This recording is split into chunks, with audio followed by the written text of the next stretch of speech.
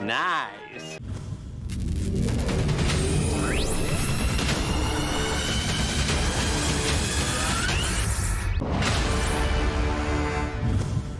Hello everyone and welcome to Action RPG. I'm your host Aaron, and for today's video we're headed to the world of Path of Exile. It is always an exciting time when we have a brand new live stream from Grinding Gear Games on their up-and-coming league for Path of Exile. And that is literally happening in 20 seconds. Now what we're gonna do is we're gonna watch it live together. And realistically, I'm probably gonna have this video be maybe 10-15 minutes long. The entire live stream is sometimes 2 hours. So if you want to see the entire stream in its entirety, go to Twitch or go to their YouTube. Countdown right now. Let's see what's going on. Hi, I'm Chris Wilson from Grinding Gear Games. What's up, Chris? Thanks for joining us today as we reveal Path of Exile's next expansion, Lake of Calandra, which launches on PC and Mac on August 19th, and on Xbox and PlayStation on August 24th. Twitch drops are enabled for today's live stream, so make sure you follow the instructions below to link your account and earn your Wrangler wings. Here's what you can expect from today's live stream. First, we'll debut the trailer for the Lake of Calandra expansion, and then dive into its Challenge League. We'll discuss the further improvements we're making to Path of Exile's endgame in this release. There's a slew of new unique items for us to cover, and also a broad power boost to many different uniques. We'll probably watch We've got a selection of new skill and support gems to reveal, and are excited to unveil our plans for revamping 3 past leagues.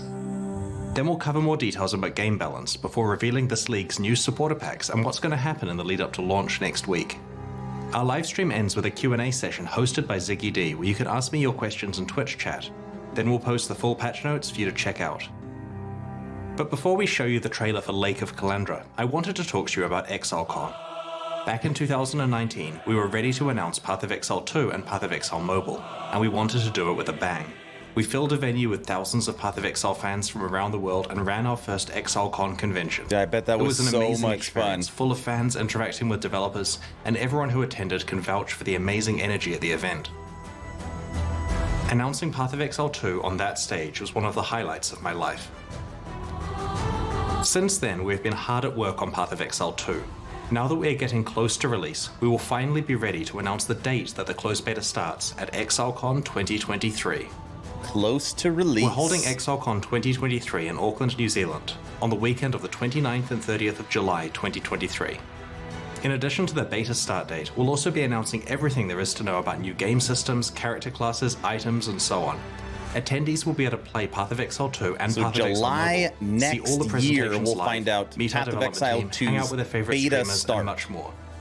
The first wave of tickets will go on sale in 2 weeks. We'll make a news post tomorrow with more information so that you have time to determine if you're able to attend before the tickets go on sale. We are so excited to finally talk about what we've been working on and to let some of you experience the next generation of action RPGs. In the meantime, we have a strong lineup of Path of Exile 1 expansions underway, and today we're proud to unveil Path of Exile Lake of Calandra, which launches next week. All right, here we go.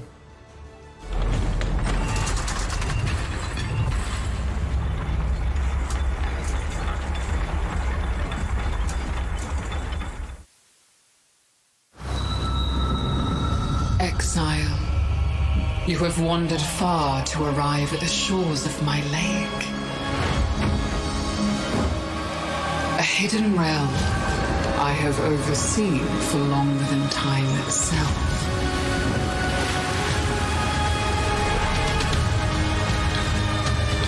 These waters harbor deadly secrets.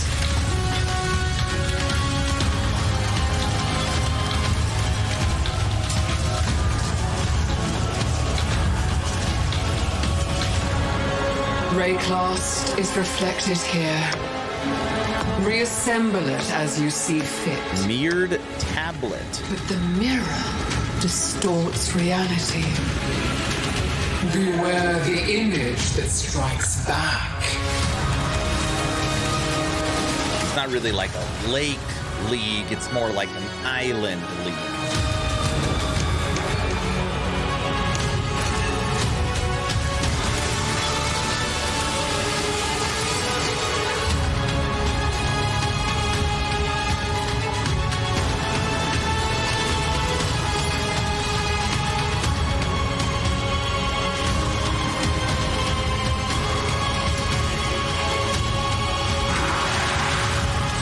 The lake calls to you, exile. Will you endure, or will you drown? Will you endure, or will you drown? Ooh, Calandra. All right. The Island League.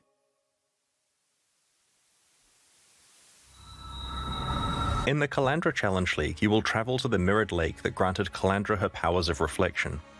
We want you to experience the story for yourself, so I'll avoid spoiling the details here. When you get to explore the league next week, you'll find out more about Calandra and her motivations. Your experience with Calandra so far is probably of her coveted mirror, which duplicates items by reflecting them. The lake itself has the power to reflect entire encounters from elsewhere in Wraeclast. As you explore the lake, these reflections emerge from its mirrored surface. Sometimes these reflections are encounters with hordes of monsters, and sometimes you'll encounter extremely powerful foes, reflected from elsewhere in Wraeclast. Often, reflections involve League content, such as this encounter with a Harbinger boss. Okay. As you play through the League, you'll occasionally encounter a set of columns protruding from the ground, with a mirrored tablet on top. This tablet invites you to construct a custom set of encounters at the Lake of Calandra, offering a series of different reflections to place in whatever layout you wish. Each of these reflections represents an encounter that you must defeat when you next travel to the lake. Obviously, you can customize the Once you have encounter. assigned a reflection to every location on your mirror tablet, which will take a few areas, you can open a portal to the Lake of Calandra itself.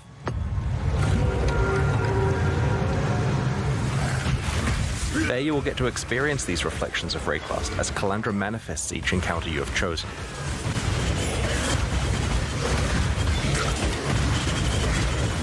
But as you push farther out onto the lake-shrouded waters, you will find each encounter to be more difficult but more rewarding. This difficulty value counts up by 1 for each location away from the entrance the encounter is.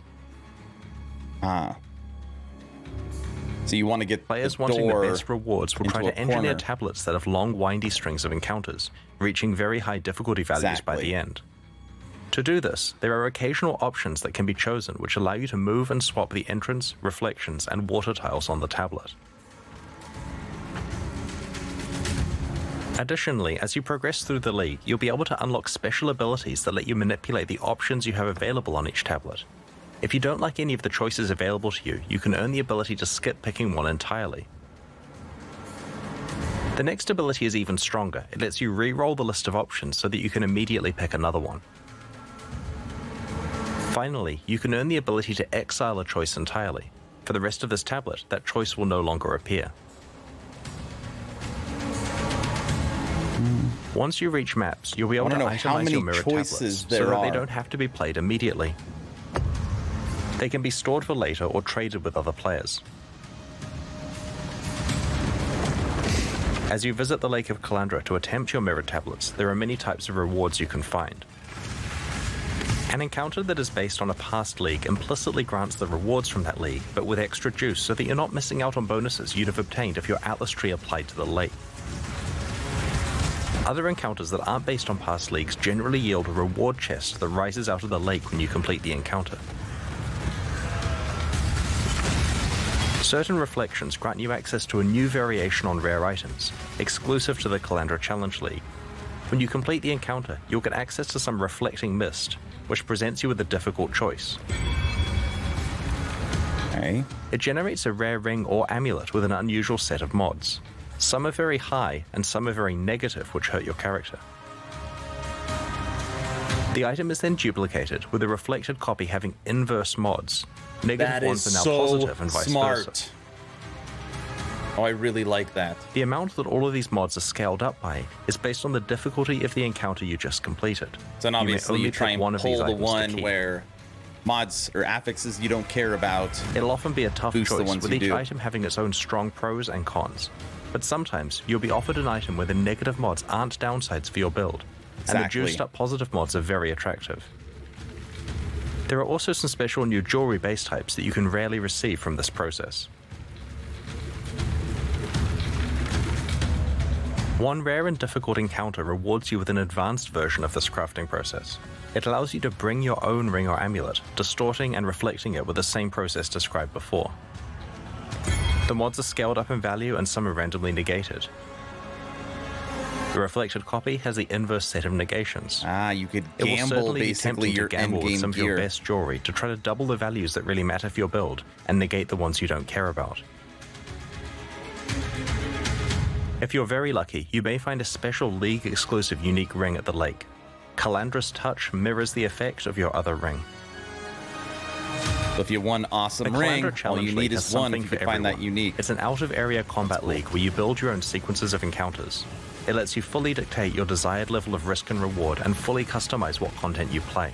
It features a powerful crafting system, valuable rewards, and offers a glimpse into the lore of one of Path of Exile's most iconic characters.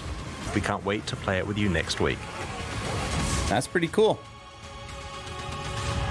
In every expansion leading up to Path of Exile 2's release, we'll be improving Path of Exile's endgame with new content to explore and new ways to customize your endgame experience.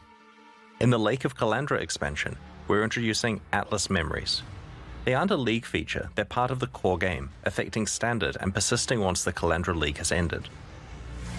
In maps, you'll very rarely find a memory item, which represents a set of memories that an NPC has about their past.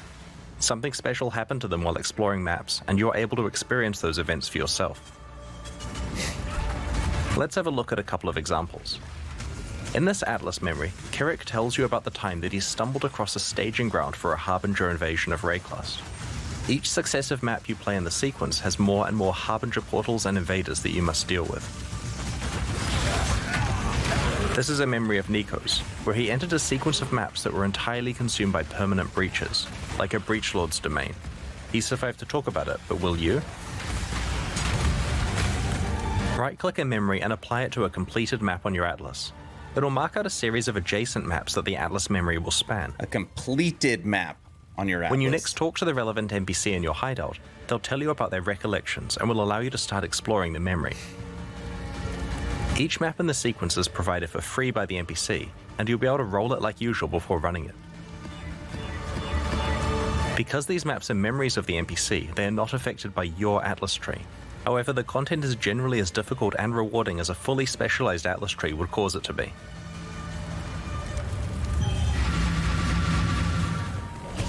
Each successive map in the sequence gets harder and more rewarding as the memories intensify. While memories are tradable, they're also very rare and valuable, so you'll probably want to complete them yourself if you can. For players who love lore, Atlas memories help expand on the backstory of key NPCs. For players wanting to try out different League mechanics at quite high levels of juice that they haven't specialized their Atlas for, memories let them do this without a bunch of respecking. And for everyone else, Atlas memories are a great way to earn some valuable items, if you're strong enough to complete them. The Lake of Calandra expansion also contains a new unique map that I'm quite excited about. The Trial Master is back.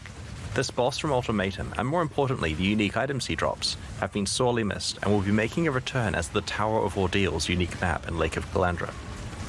This map can be created by completing difficult endgame Val content. We have not forgotten about the rest of Ultimatum and have a specific plan for how it will return in the future.